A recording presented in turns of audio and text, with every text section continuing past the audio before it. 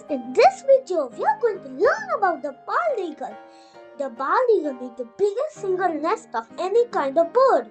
This bird is not really bald. It has feathers on its head. Bald is an old word that used to mean white.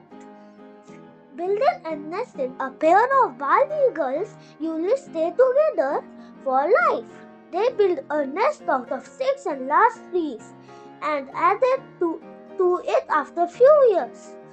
It gets bigger and bigger. They line it with plants like moss, seaweed, and grass.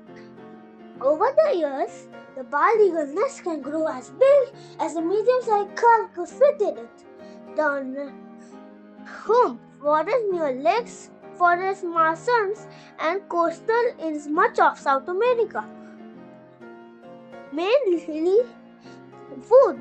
fish, also birds and other animals, and carnal animals that are already dead.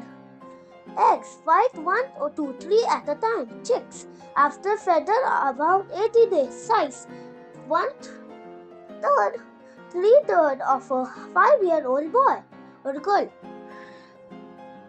The bald eagle is a national symbol of the United States. If you can give the bald eagle a new name, what would you call it? Thank you.